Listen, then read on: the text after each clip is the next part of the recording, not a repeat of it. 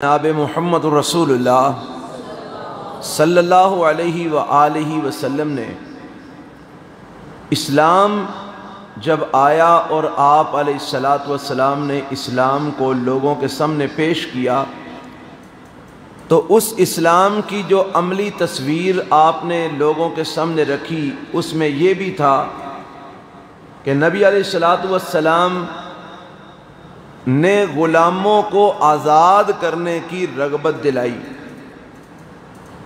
اور لوگوں کو اس بات کی طرف توجہ دلائی کہ غلاموں کو آزاد کیا جائے اور مزید لوگوں کو غلام نہ بنایا جائے۔ اور اس کی مثال ہم اس بات سے سمجھ سکتے ہیں کہ اللہ کے پیغمبر علیہ السلام نے غلاموں کو آزاد کرنے کی رغبت اس طرح دلائی کہ اس کے اوپر اجر اور ثواب بیان کیا، اور آپ علیہ السلام نے فرمایا جو بندہ کسی غلام کو آزاد کرتا ہے اللہ کی رضا کی خاطر تو اللہ رب العالمین اس بندے کو جہنم سے اس غلام کے بدلے آزادی عطا فرما دیتے ہیں۔ جو بندہ کسی غلام کو اللہ کی رضا کے لیے آزاد کرتا ہے اللہ تعالیٰ اس غلام کے ہر عضو کے بدلے اس آزاد کرنے والے کے ہر عضو کو جہنم سے آزاد کر دیتے ہیں۔ یہاں سے ہمیں یہ بات معلوم ہوتی ہے کہ نبی علیہ السلام نے غلامی کی حوصلہ شکنی کی ہے اور اپنے ماننے والوں کو غلاموں کو آزاد کرنے کی رغبت دلائی ہے۔ اس سے یہ معلوم ہوتا ہے کہ آزادی بہت بڑی نعمت ہے۔ مسلمانوں کو کافروں کی غلامی سے جس دن نجات ملی اس غلامی سے نجات کے موقع پر سابقہ امتوں کے اندر بھی اللہ کا شکریہ ادا کیا جاتا ہے، جس طرح کہ حدیث میں آتا ہے رسول اللہ صلی اللہ علیہ وسلم جب مدینہ المنورہ میں تشریف لائے تو آپ نے دیکھا کہ یہودی 10 محرم کو روزہ رکھتے ہیں۔ آپ علیہ السلام نے ان سے پوچھا کہ تم روزہ کیوں رکھتے ہو؟ تو انہوں نے کہا کہ اس دن ہمارے آباء و اجداد کو فرعون کی غلامی سے نجات ملی تھی اور ہم اس نعمت کا شکر ادا کرتے ہوئے ہم روزہ رکھتے ہیں کہ اللہ کا شکریہ ادا کر سکیں۔ تو رسول اللہ صلی اللہ علیہ وسلم نے فرمایا موسیٰ میرا بھائی تھا، اگر اس کو اور اس کی قوم کو اس دن غلامی سے نجات ملی تھی، فرعون کے تسلط سے نجات ملی تھی، تو میرا بھی حق بنتا ہے کہ میں اپنے بھائی کی اس بات پر اللہ کا شکر ادا کروں۔ تو پھر نبی علیہ السلام نے خود بھی روزہ رکھا اور صحابہ اکرام رضوان اللہ علیہم اجمعین کو بھی روزہ رکھنے کی رغبت دلائی، جو کہ آج تک الحمدللہ مسلمان رکھ رہے ہیں۔ تو اس کا پس منظر کیا تھا کہ اس دن حضرت موسیٰ علیہ السلام کو اور موسیٰ علیہ السلام کی قوم کو فرعون کے تسلط سے نجات حاصل ہوئی تھی۔ تو اس سے معلوم ہوتا ہے کہ آزادی ایک بہت بڑی نعمت ہے اور اس نعمت کا ہر نعمت کا شکر ادا کرنا چاہیے، اور ایسی نعمت کہ جس نعمت کی وجہ سے انبیاء کرام نے اللہ کا شکر ادا کیا ہے اس نعمت پر بالاولیٰ اللہ کا شکر ادا کرنا چاہیے۔ عزیز طلبہ، پاکستان کیوں بنا اور پاکستان بننے کا سبب کیا تھا؟ آپ نے سکول کی کتابوں میں پڑھا ہوگا 2 قومی نظریہ۔ پاکستان بننے کا جہاں پر کئی اسباب تھے ان میں سے ایک سبب یہ تھا کہ بر صغیر پاک و ہند کے اندر جو قومیں آباد تھیں، ایک مسلمان قوم تھی، ایک ہندو قوم تھی، ایک سکھ قوم تھی، اور زیادہ وہاں پر جو ہے نا وہ ہندوؤں کا راج تھا، ہندوؤں کی حکومت تھی، ہندوؤں کا تسلط تھا، اور جو ہندو تھے ان کا اور مسلمانوں کا نظریہ یکسر مختلف تھا۔ مختلف کس طرح تھا؟ مسلمان ایک اللہ کو پوجنے والے، ایک الہ کو پوجنے والے اور اس کی عبادت کرنے والے، جبکہ ہندو وہ کئی بتوں کی پوجا کرنے والے، کہیں وہ سانپ کی پوجا کرتے، کہیں وہ بندروں کی پوجا کرتے، کہیں وہ پانیوں کی پوجا کرتے، کہیں وہ انسانوں کی پوجا کرتے، کہیں کسی چیز کی پوجا، کہیں کسی چیز کی پوجا۔ ہندوؤں کے اندر بہت سارے خدا انہوں نے بنائے ہوئے ہیں جن کی وہ عبادت کرتے ہیں، جن کی وہ پوجا کرتے ہیں، ان کا ایک خدا نہیں ہے، جبکہ مسلمانوں کا ایک الہ تھا، ایک خدا تھا، مسلمان ایک اللہ کو ماننے والے اور ہندو بہت سارے خداؤں کو ماننے والے۔ پھر اس کے بعد مسلمانوں کا اور ہندوؤں کا یہ بھی فرق تھا کہ جس کو مسلمان ذبح کرتے تھے اللہ کی عبادت کے طور پر، اس کو ہندو اپنا خدا مانتے تھے اور آج بھی مانتے ہیں۔ یہ گائے ماتا، گائے کے وہ پجاری ہیں ہندو، گائے کو پوجتے ہیں اور گائے کو اپنی ماں قرار دیتے ہیں اور اس کی عبادت کرتے ہیں، اس کا پیشاب پیتے ہیں، اس کے پیشاب کے نیچے نہاتے ہیں، اپنے جسم پر اس کا پیشاب ڈالتے ہیں اور اس کے پیشاب کو متبرک سمجھتے ہیں، برکت والا سمجھتے ہیں، جبکہ مسلمان اسی گائے کو عید الاضحیٰ کے موقع پر اللہ کے نام پہ ذبح کرتے ہیں۔ اب یہاں پر بھی ہندوؤں اور مسلمانوں کا نظریہ یکسر مختلف تھا۔ وہ جس کو اپنا خدا مانتے ہیں، مسلمان اس کو ذبح کر کے اس کا گوشت کھاتے ہیں اور اس کو اللہ کے نام پر ذبح کرتے ہیں، اور یہ ذبح کرنا باقاعدہ اللہ رب العالمین کی عبادت ہے۔ عید الاضحیٰ کے موقع پر قربانی دینا، تو مسلمان جس کی عبادت کے طور پہ گائے کو ذبح کرتے تھے، کافر اس گائے کو اپنا خدا مانتے تھے۔ یہ بھی مسلمانوں اور ہندوؤں کا آپس میں بہت زیادہ فرق تھا، ان کا نظریہ اور تھا، ان کا نظریہ اور تھا۔ انہی مختلف نظریات کی وجہ سے ہندوؤں نے مسلمانوں کے اوپر ظلم و ستم کرنا شروع کر دیا۔ ان کی مسجدوں پر حملے، ان کو نماز صحیح طریقے سے نہ پڑھنے دی جاتی، ان کو عیدین کی موقع پر اجتماعات نہ کرنے دیے جاتے، ان کی عبادات میں خلل ڈالا جاتا۔ اور اگر کوئی مسلمان آج بھی وہاں پر ہندوستان میں یہ کیفیت موجود ہے کہ اگر کوئی مسلمان جہاں پر کوئی گائے وغیرہ ذبح کرتے ہیں تو وہاں پر اگر ہندوؤں کا زور ہوتا ہے تو وہ اس مسلمان کو مارتے ہیں، حتیٰ کہ اس کو قتل کر دیتے ہیں، شہید کر دیتے ہیں۔ یعنی آج بھی ہندوستان کے اندر مسلمانوں کو اللہ کی صحیح طریقے سے عبادت کرنے کی اجازت نہیں ہے۔ مسلمان جو ہے نا وہ ڈر کے اندروں میں رہ کر وہ اللہ تعالیٰ کی عبادت کرنے پر مجبور ہیں۔ تو یہ بہت بڑا فرق تھا ہندوؤں میں اور مسلمانوں میں۔ پھر جب ہندوؤں کا تسلط تھا بر صغیر پاک و ہند کے اندر، جب ابھی پاکستان نہیں بنا تھا، تو اس سارے علاقے کو بر صغیر پاک و ہند کے نام سے یاد کیا جاتا تھا۔ بات سمجھ آ رہی ہے؟ بر صغیر کے نام سے اس کو بولا جاتا تھا۔ تو اب جب بر صغیر کا جو دور تھا اس کے اندر ہندوؤں کا مسلمانوں پر تسلط تھا، اس کا نتیجہ کیا تھا کہ جو گورنمنٹ کے ادارے ہوتے، ان اداروں کے اندر فوقیت ہندوؤں کو دی جاتی، مسلمانوں کو پیچھے رکھا جاتا۔ تعلیم کے معاملے میں ہندوؤں کو آگے رکھا جاتا، مسلمانوں کو پیچھے رکھا جاتا۔ ایسے ہی ملازمتوں اور نوکریوں کے معاملے میں جو اچھی جابز ہوتی، اچھی ملازمتیں ہوتی، وہاں پر ہندوؤں کو آگے رکھا جاتا، مسلمانوں کو پیچھے رکھا جاتا۔ یہ بھی ایک بہت بڑی وجہ تھی کہ مسلمان باوجود تعلیم حاصل کرنے کی صلاحیت ہونے کے ان کو تعلیم سے محروم رکھا جاتا، ان کو نوکریوں ملازمتوں سے محروم رکھا جاتا، ان کو میدان میں آگے نہ نکلنے دیا جاتا۔ تو یہ بھی ایک سبب تھا کہ جس کی وجہ سے مسلمان ظلم و ستم کی چکی میں پس رہے تھے۔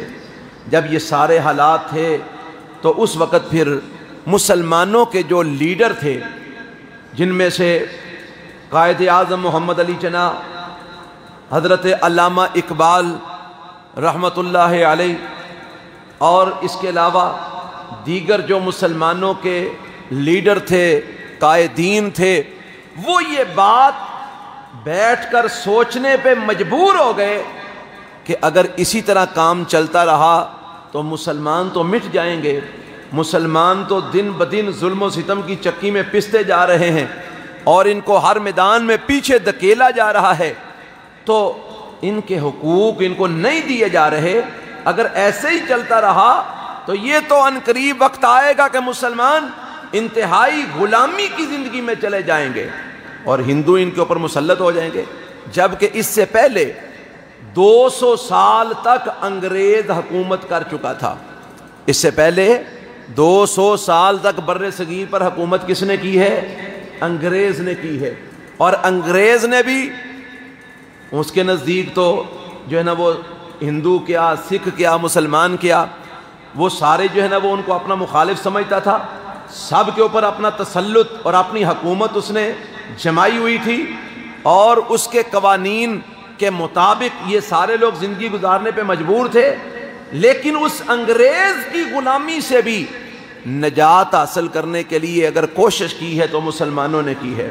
مسلمانوں نے تحریک آزادی کا آغاز کیا، مسلمانوں نے جو ہے نا وہ ان انگریزوں کی غلامی سے نجات حاصل کرنے کے لیے باقاعدہ تحریک چلائی، پھر وہ تحریک باقاعدہ جہاد کی صورت میں منتقل ہوئی، اور سر سید جو ہے نا وہ حضرت سید احمد شہید رحمۃ اللہ علیہ اور ان کے دیگر جو ساتھی تھے، انہوں نے مل کر جب تحریک چلائی، اور اس تحریک کی نتیجے میں وہ انگریزوں کو نقصان پہنچایا، انگریزوں کو بر صغیر سے بھاگنے پہ مجبور کیا، ان کو یہاں سے نکلنے پہ مجبور کیا، تو جب انگریز بر صغیر کو چھوڑ کے گیا تو اس کے جانے کے بعد پھر ہندوؤں کا تسلط مسلمانوں پر جم گیا، اور ہندوؤں نے مسلمانوں کے اوپر ظلم و ستم شروع کر دیا۔ پھر مسلمانوں کے قائدین اور لیڈروں نے مل کر یہ سوچا کہ ہمیں ہندوؤں سے نجات حاصل کرنی ہے، ان سے آزادی حاصل کرنی ہے۔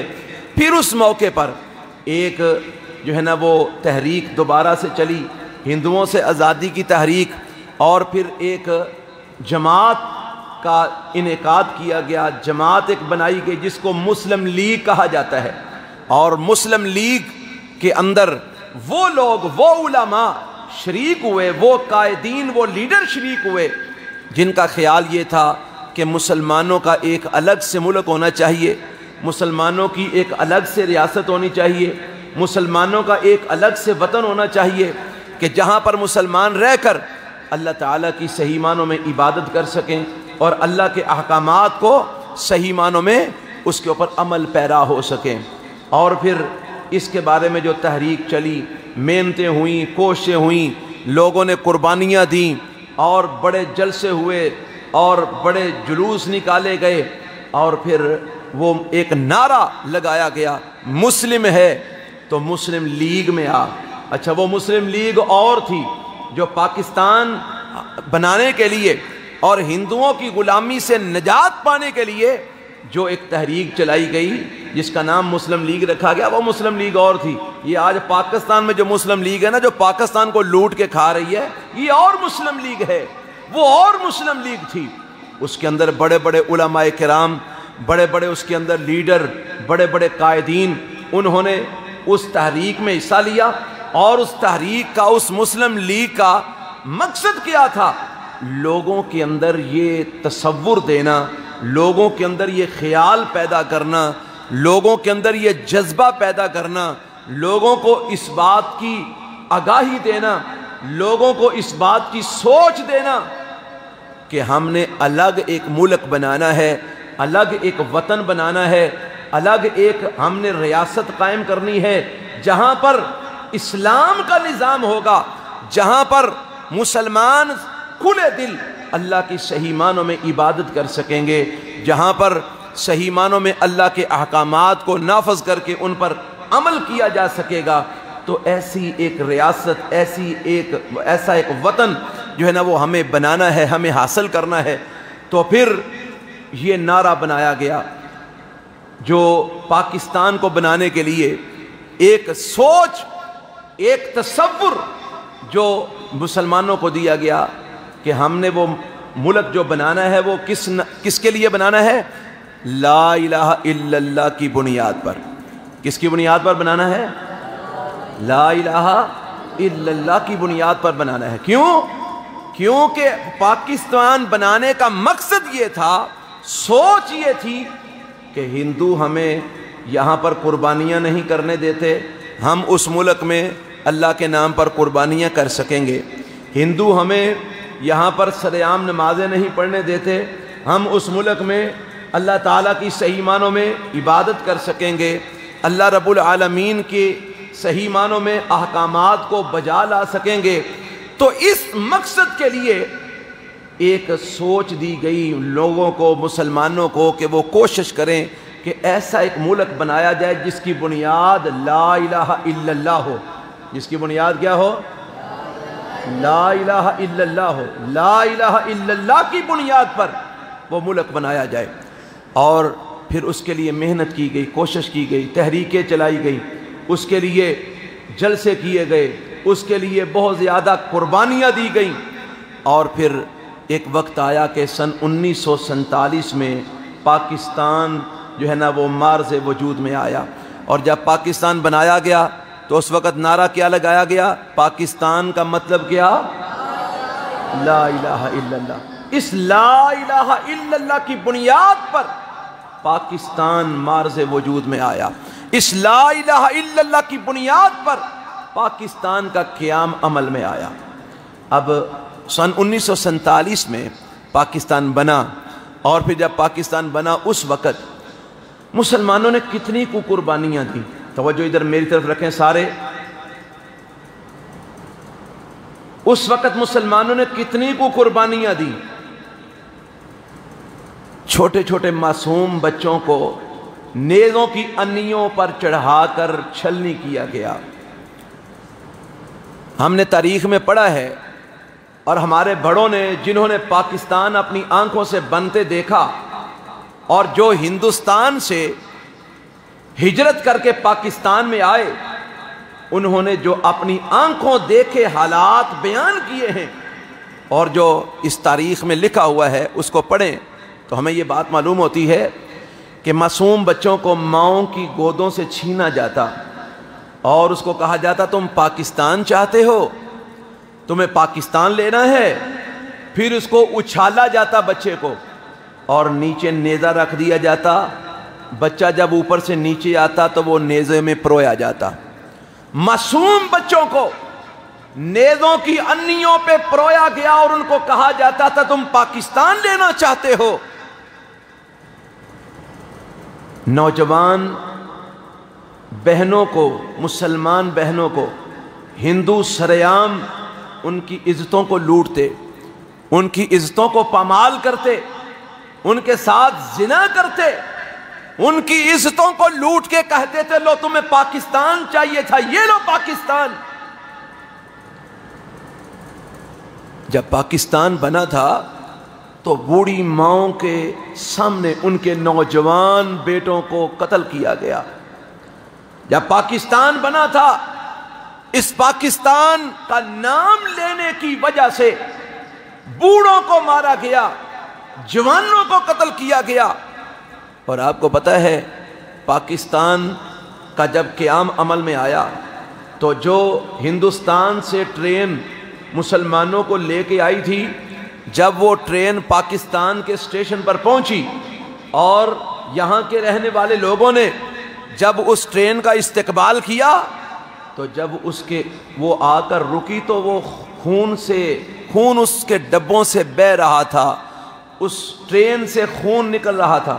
تو جب مسلمانوں نے آگے بڑھ کے دیکھا تو وہ زندوں کی ٹرین نہیں تھی، وہ شہداء کی ٹرین تھی۔ اس کے اندر جتنے مسلمان مرد، خواتین، بچے، بوڑھے، جوان، سب کو شہید کر دیا گیا، سب کو قتل کر دیا گیا۔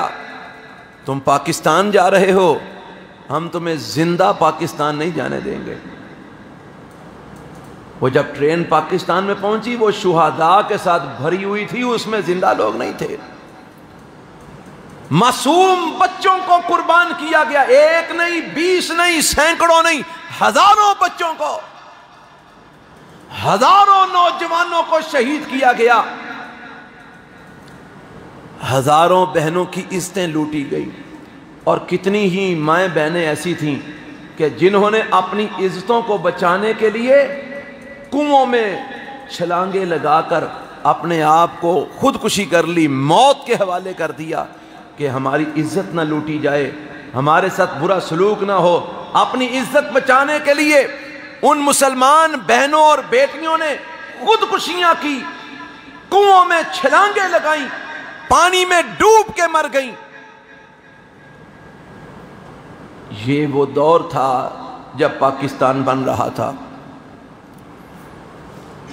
پاکستان اتنی ایسے نہیں بن گیا کہ کسی نے ٹرے میں رکھ کے آپ کو دے دیا لو یہ پاکستان ہے۔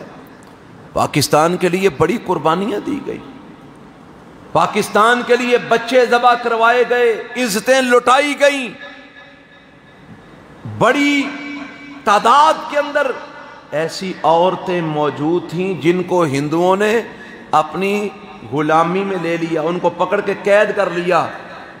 اور یہ آج سے چند سال پہلے کی بات ہے، ایک اخبار میں یہ خبر لگی تھی یا کسی رسالے میگزین کے اندر پڑھا تھا میں نے کسی جگہ پر کہ آج بھی جب کہ پاکستان کو بنے اس وقت 76 سال ہو چکے ہیں، آج بھی کئی عورتیں ایسی ہیں جن کو اس سن 1947 میں جب پاکستان بنا تو ان ہندوؤں نے ان کو پکڑ کے عورتوں کو اپنے قبضے میں کر لیا، اور آج بھی وہ ہندوؤں کے بچوں کو جنم دے رہی ہیں، ہندوؤں کی جو ہے نا وہ گھروں کے اندر رہنے پر مجبور ہیں، مسلمان ہونے کے باوجود ہندوؤں کے گھروں میں آج بھی رہنے پہ مجبور ہیں۔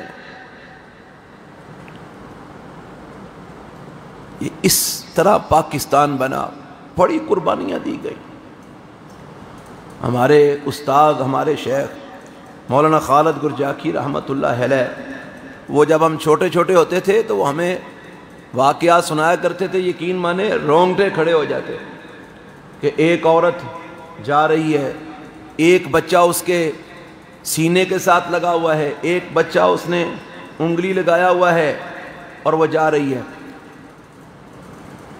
ہندوؤں نے اس کو پکڑ لیا، اس نے کہا میں کئی دن سے بھوکی ہوں، مجھے کھانے کے لیے کچھ دو۔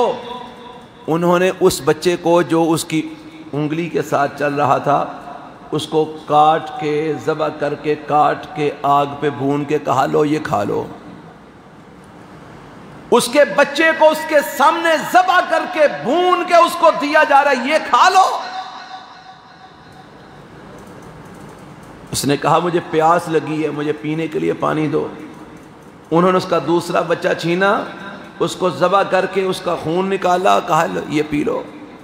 تم پاکستان جانا چاہتی ہو؟ تمہیں پاکستان چاہیے؟ لو یہ پاکستان۔ لیکن ان لوگوں نے اپنے معصوم بچوں کی قربانیاں دیں، اپنی آنکھوں کے سامنے ان کو ذبح ہوتے ہوئے دیکھا، اپنے ہاتھوں سے اپنے آنکھوں کے سامنے ان کو جو ہے نا وہ قتل ہوتے ہوئے دیکھا، اپنی بیٹیوں کی عصمت دری ہوتی ہوئی دیکھی، ان کی عزتیں لوٹتی ہوئی دیکھیں، اپنے سہاگ اجڑتے ہوئے دیکھے، بیوہ اپنے آپ کو ہوتے ہوئے دیکھا، سارا خاندان انہوں نے اس پاکستان کو حاصل کرنے کے لیے قربان کر دیا۔ اور پھر جب وہ پاکستان کی دہلیز پر پہنچے، پاکستان کی سرحد پہ پہنچے، پاکستان کا بارڈر کراس کیا تو وہ لوگ زمین پہ گر گئے اور رو رو کر اللہ کا شکر ادا کر رہے تھے کہ اللہ کا شکر ہے ہم نے سارا خاندان کٹوا لیا ہے، پر اللہ تیرا شکر ہے ہم اس ملک میں پہنچ گئے ہیں جس ملک کی بنیاد لا الہ الا اللہ پہ رکھی گئی ہے۔ ان لوگوں سے پوچھئے پاکستان کی کیا قدر ہے۔ جنہوں نے اپنے خاندان لٹوائے، اپنے بچے ذبح کروائے، اپنی بیٹیاں ذبح کروائیں، اپنے بیٹے ذبح کروائے. اور ہمارے بڑے علماء کرام ایسے ہیں جنہوں نے جب پاکستان ہجرت کر کے آنا چاہا تو جو کچھ ان کے پاس ذخیرہ جمع تھا کتابوں کا، عالم دین تھے، کتابیں بے شمار تھیں، وہ سب کتابوں کو آگ لگا کے آنا پڑا کہ اگر ہم ایسے ہی نکل گئے تو یہ ہندو جو ہے ہماری کتابوں کی، ہماری مقدس کتابوں کی توہین کریں گے. اپنے گھر چھوڑے، اپنے کاروبار چھوڑے، علاقہ چھوڑا، وطن چھوڑا، سب کچھ چھوڑ کے پاکستان میں آئے. اس لیے کہ پاکستان کی بنیاد کیا ہے؟ لا الہ الا اللہ. دنیا کے اندر 2 ملک ایسے ہیں جو نظریے کے تحت بنے ہیں. کتنے ملک ہیں؟ 2 ملک جو نظریے کے تحت بنے ہیں، بلکہ نظریے کے تحت بننے والے 2 ملک ہیں. ایک اسرائیل ہے جو یہودیوں نے باقاعدہ ایک نظریے کے تحت آباد کیا کہ ہم نے یہاں پر اپنی ایک ریاست بنا کے تو پھر مسلمانوں کے اوپر غلبہ پانا ہے اور مسلمانوں کو کمزور کرنا ہے. وہ ان کا نظریہ تھا. ان کا نظریہ اسلام کو مٹانے کا تھا. اس نظریے کے تحت انہوں نے اسرائیل کو بنایا. اور دوسرا ملک جو نظریے کے تحت بنا وہ لا الہ الا اللہ کے نظریے پر بنا. اور لا الہ الا اللہ کے نظریے پر بننے والا صرف ایک ملک نہیں ہے بلکہ 2 ملک ہیں. ایک مدینہ المنورہ ہے. رسول اکرم صلی اللہ علیہ وسلم نے مدینے میں جو حکومت قائم کی تھی، مدینہ المنورہ میں جو ریاست اسلامی بنائی تھی، اس کی بنیاد بھی کیا تھی؟ لا الہ الا اللہ. اور پاکستان کو جب بنایا گیا تو پاکستان کو بنانے کی بھی جو ہے نا وہ ایک نظریہ تھا جس کے تحت اس کو بنایا گیا. اور وہ نظریہ کیا تھا؟ وہ بنیاد کیا تھی؟ لا الہ الا اللہ. ہمیں یہ بہت اس بات پر خوشی کا اظہار ہونا چاہیے، ہمیں خوش ہونا چاہیے کہ ایک لا الہ الا اللہ کی بنیاد پر بننے والا ملک مدینہ المنورہ، اسلامی ریاست جو رسول اللہ صلی اللہ علیہ وسلم نے بنائی، اور دوسرا لا الہ الا اللہ کی بنیاد پر بننے والا ملک پاکستان جو اس مسلمانوں نے بنایا. دونوں کی بنیاد کیا ہے؟ لا الہ الا اللہ. اور میرا یہ ایمان ہے کہ جس ریاست، جس ملک کی بنیاد لا الہ الا اللہ ہو، لا الہ الا اللہ کبھی ختم ہو سکتا ہے؟ لا الہ الا اللہ کبھی مٹ سکتا ہے؟ نہیں، انشاءاللہ نہیں مٹ سکتا. قیامت تک لا الہ الا اللہ کا جھنڈا بلند رہے گا. اور جو ریاست، جو ملک لا الہ الا اللہ کی بنیاد پر بنے ہیں وہ بھی انشاءاللہ قیامت تک قائم رہیں گے. ساری دنیا بھی پاکستان کے مخالف ہو جائے، ساری دنیا بھی پاکستان کو مٹانا چاہے، انشاءاللہ رب اس کو نہیں مٹنے دے گا، اللہ اس کو قائم رکھے گا، کیونکہ اس کی بنیاد کیا ہے؟ لا الہ الا اللہ. تو یہ وہ پس منظر ہے جس کی وجہ سے پاکستان بنانے کی ضرورت پیش آئی، کیونکہ ہندوستان کے اندر مسلمانوں کو اللہ کی عبادت نہیں کرنے دی جاتی تھی، اسلام کے احکامات پر عمل نہیں کرنے دیا جاتا تھا. ان کے نظریات مسلمانوں کے نظریات سے یکسر مختلف تھے. وہ جس کی پوجا کرتے تھے مسلمان اس کو ذبح کر کے کھاتے تھے. مسلمانوں کا ایک اللہ، ہندوؤں کے کئی خدا. تو اس لیے ضرورت تھی کہ مسلمانوں کا ایک الگ سے ملک ہو جہاں پر لا الہ الا اللہ کا نظام نافذ ہو، جہاں پر اللہ کی توحید کا نظام نافذ ہو، جہاں پر رسول اللہ صلی اللہ علیہ وسلم کی رسالت کا نظام نافذ ہو، جہاں پر اسلامی احکامات کا نفاذ ہو، جہاں پر مسلمان شرعام اللہ رب العالمین کی عبادت کر سکیں، جہاں پر امن ہو، جہاں پر سکون ہو. لیکن افسوس یہ پاکستان بنایا تو اس مقصد کے لیے گیا تھا لیکن یہ اغیار کی سازشوں کا شکار ہوا، جس کا نتیجہ یہ نکلا کہ آج پاکستان میں لا الہ الا اللہ کا نفاذ نہیں ہے، آج پاکستان میں توحید کی علمبرداری نہیں ہے، پاکستان کے اندر ہندوؤں نے کئی خدا بنائے ہوئے تھے، مسلمانوں نے پاکستان کے اندر کئی خدا بنا لیے، کئی مشکل کشا بنا لیے، کئی حاجت روا بنا لیے، کوئی کسی قبر کا پجاری ہے، کوئی کسی ولی کا پجاری ہے، کوئی کسی مزار کا پجاری ہے، کوئی کسی درخت کا پجاری ہے، کوئی کسی پتھر کا پجاری ہے۔ عزیز طلبہ یہ بات یاد رکھو، پاکستان اس مقصد کے لیے نہیں بنا تھا۔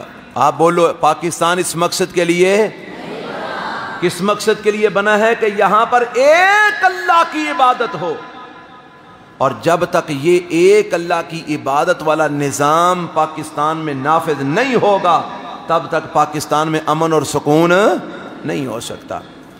اگر ہم چاہتے ہیں پاکستان کو مستحکم کریں، اگر ہم چاہتے ہیں ہمارا ملک پاکستان خوشحال ہو، اگر ہم چاہتے ہیں ہمارا ملک پاکستان مستحکم ہو جائے، اس کی بنیادیں مضبوط ہو جائیں، یہاں پر امن ہو، یہاں پر سکون ہو، یہاں پر عزتوں کا تحفظ ہو، جانوں کا تحفظ ہو، مالوں کا تحفظ ہو، تو پھر ضرورت اس بات کی ہے کہ لا الہ الا اللہ کے نظام کو نافذ کیا جائے۔ کس نظام کو نافذ کیا جائے؟ لا الہ الا اللہ کے نظام کو نافذ کیا جائے۔ اور ہم آپ کو یہ بات اس لیے بتا رہے ہیں کہ اب اغیار کی سازشوں سے ہمارے مسلمانوں کے بعد حکمرانوں نے ان کے نصاب میں سے یہ باتیں نکالنی شروع کر دی ہیں، تاکہ مسلمان بچوں کو پتہ نہ چلے کہ ہم نے پاکستان کیوں بنایا تھا، پاکستان کو بنانے کے اغراض کیا تھے، مقاصد کیا تھے، پاکستان مارد وجود میں کیوں آیا تھا۔ آج اکثر لوگ آپ کو ایسے بدبخت نظر آئیں گے جو یہ کہتے ہیں او جی پاکستان اور ہندوستان میں کوئی فرق نہیں ہے، صرف درمیان میں ایک باؤنڈری لائن ہے، بس ایک ہی ہے سب کچھ، پاکستان بھی وہی ہے، ہندوستان بھی وہی ہے۔ یاد رکھنا یہ آپ کو گمراہ کیا جا رہا ہے۔ جو بندہ یہ بات کہے کہ پاکستان ہندوستان میں کوئی فرق نہیں ہے، وہ بندہ آپ کو گمراہ کر رہا ہے، وہ آپ کو غلط لائن دے رہا ہے۔ آج بھی ہندوستان میں مسلمان گائے ذبح نہیں کر سکتے، آج بھی آپ عید الاضحیٰ کے موقع پر اخبارات کو پڑھ کے دیکھیں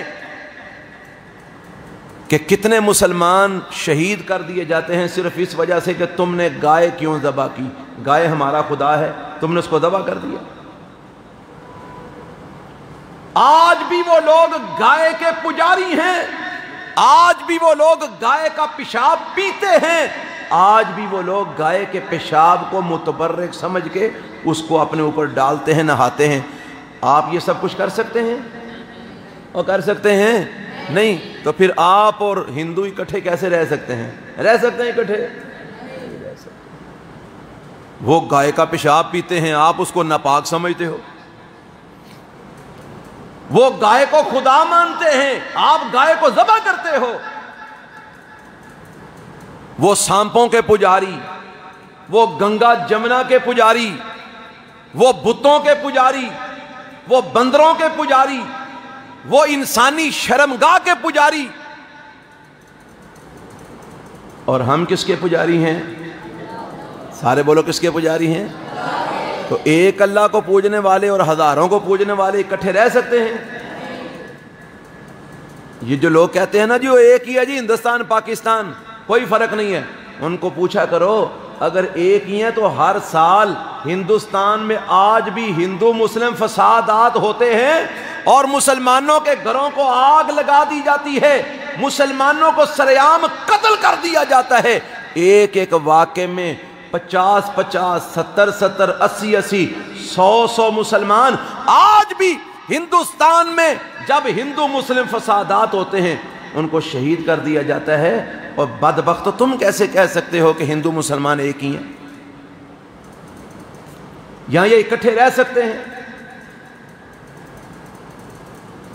اللہ نے ہم کو ایک اسلامی ملک دیا ہے، الگ سے ایک وطن دیا ہے جس کا نام کیا ہے؟ پاکستان۔ جس کا نام کیا ہے؟ پاکستان۔ پاکستان جس کو بنایا گیا کس کی بنیاد پر؟ لا الہ الا اللہ کی بنیاد پر۔ تو اس میں ہم نے لا الہ الا اللہ کا نظام لانا ہے انشاءاللہ۔ آپ اس بارے میں کوشش کریں گے؟ جب آپ آگے پڑھنے کے بعد میدان میں نکلیں گے تو اس بارے میں آپ کوشش کریں گے انشاءاللہ۔ اگر آپ کسی پولیس کے محکمے میں جاتے ہیں، کسی فوج کے محکمے میں جاتے ہیں، کسی اور محکمے میں جاتے ہیں، جہاں بھی آپ جائیں گے وہاں پر بات کس کی کریں گے؟ اسلام کی۔ کس کی بات کریں گے؟ اسلام کی، لا الہ الا اللہ کی بات کریں گے۔ اس نظام کو نافذ کرنا ہے ہم نے انشاءاللہ۔ اور جب لا الہ الا اللہ کا نظام نافذ ہو جائے گا پھر ہمارے ملک میں امن ہوگا، سکون ہوگا، عزتیں محفوظ ہوں گی، جانیں محفوظ ہوں گے، مال محفوظ ہوں گے، اور ہماری ماں بہنوں کی عزت و آبرو انشاءاللہ محفوظ ہوگی۔ اور پھر یہاں پر ایک اللہ کا نظام چلے گا، رسول اللہ کا نظام چلے گا، جس میں ہر ایک کی عزت کا تحفظ ہوگا۔ یہ ہمارا پرچم ہے نا، یہ آپ کے سامنے ہے۔ اس پرچم کے اندر دو رنگ ہیں، ایک سبز ہے اور ایک سفید ہے۔ یہ سفید رنگ تھوڑا ہے اور سبز رنگ زیادہ ہے۔ بھلا یہ آپ کو پتہ ہے اس کس بات کی علامت ہے؟ آپ کو پتہ ہے یہ کس چیز کی علامت ہے؟ یہ سبز رنگ علامت ہے مسلمانوں کی، کہ یہاں پر کثیر تعداد میں کون بستے ہیں؟ بولو۔ پاکستان میں کثیر تعداد میں کون بستے ہیں؟ مسلمان۔ اور جو سفید رنگ ہے یہ کس کی علامت ہے؟ یہ غیر مسلموں کی۔ کس کی علامت ہے؟ غیر مسلموں کی، کہ پاکستان وہ ملک ہے جہاں پر مسلمان تو بستے ہی ہیں لیکن یہاں پر غیر مسلم بھی بستے ہیں، اور اسلام کا نظام ایسا اعلیٰ ہے کہ اسلام کے نظام نے پاکستان کے اندر غیر مسلموں کو بھی امن دیا ہوا ہے۔ کیا دیا ہوا ہے؟ امن دیا ہوا ہے، سکون دیا ہوا ہے۔ ہندوستان میں جو مسلمان ہیں، کیا وہاں پر مسلمان، ان کی عزتیں، ان کے آبرو، ان کے ایمان، ان کی دولتیں، ان کے مال، ان کے کاروبار آج بھی محفوظ ہیں؟ نہیں محفوظ۔ آج بھی ہندوستان کے مسلمانوں کے، ہندوستان کے اندر مال، جان، عزت و آبرو داؤ پہ لگی ہوئی ہے۔ لیکن الحمدللہ اسلام کا یہ نظام ایسا اعلیٰ نظام ہے کہ پاکستان کے اندر عیسائی بھی بستے ہیں، پاکستان کے اندر ہندو بھی رہتے ہیں، پاکستان کے اندر سکھ بھی رہتے ہیں، پاکستان کے اندر اور مذاہب کے پیروکار بھی رہتے ہیں۔ اور الحمدللہ اسلام سب کو اجازت دیتا ہے کہ ٹھیک ہے، تم اگر اسلام نہیں قبول کرنا چاہتے تو اپنے اپنے مذہب کے اوپر رہ کر اپنی اپنی عبادت گاہوں میں تم اپنے اپنے خداؤں کی عبادت کرو۔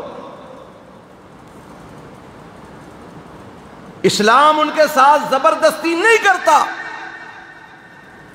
اسلام امن کا درس دیتا ہے۔ کس کا درس دیتا ہے؟ یہ ہمارا جھنڈا اس بات کی عکاسی کرتا ہے کہ ہم امن پسند لوگ ہیں، ہم لوگوں کی عزتوں کے، آبروؤں کے، جانوں کے، مالوں کے دشمن نہیں ہیں۔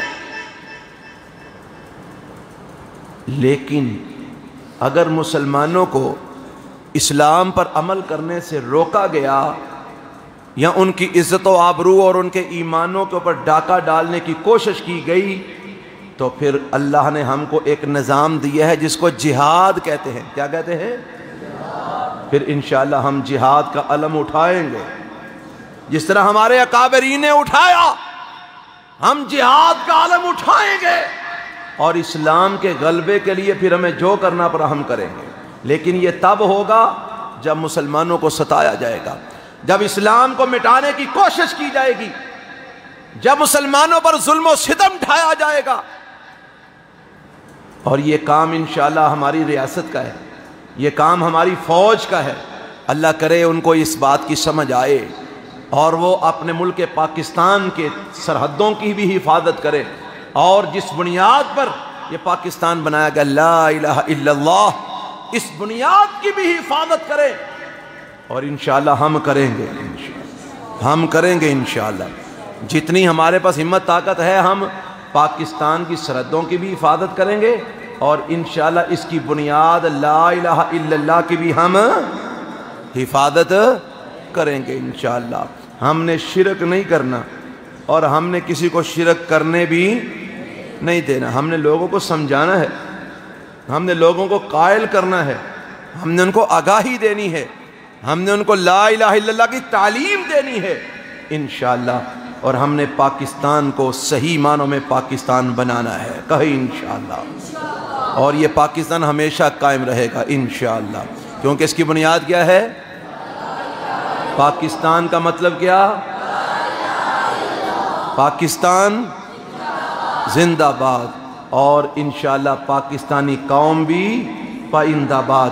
اللہ اس ملک کو ہمیشہ قائم اور دائم رکھے، اور ہمیں یہ علم اور آگاہی حاصل کرنے اور آگے پھیلانے کی توفیق دے کہ ہم لوگوں کو بتائیں کہ پاکستان کیوں بنا، اور پاکستان بنانے کے اغراض و مقاصد کیا تھے۔ جو پیغام ہم نے آپ کو آج دیا ہے، آپ کو سمجھ آیا ہے؟ سب کو سمجھ آیا ہے؟ آپ یہ پیغام آگے پہنچائیں گے؟ اپنے گھروں میں جا کر یہ پیغام دیں گے انشاءاللہ؟ یہ آپ کے اوپر ذمہ داری ہے، یہ آپ پر قرض ہے کہ آپ نے یہ پیغام اپنے گھروں تک آگے پہنچانا ہے، اپنے بھائیوں کو، اپنی بہنوں کو، اپنے ماں باپ کو، اپنے رشتہ داروں تک آپ نے یہ پیغام پہنچانا ہے، اور دعا بھی کرتے رہنا ہے کہ اللہ اس ملک کو ہمیشہ سلامت رکھے، اور اس کو دشمن کی ناپاک نگاہوں سے اور اس کی شرارتوں سے اللہ اس کو محفوظ رکھے۔ سبحانک اللہم و بحمدک، اشہد ان لا الہ الا انت، استغفرک و اتوب الیک۔ السلام علیکم ورحمۃ اللہ وبرکاتہ۔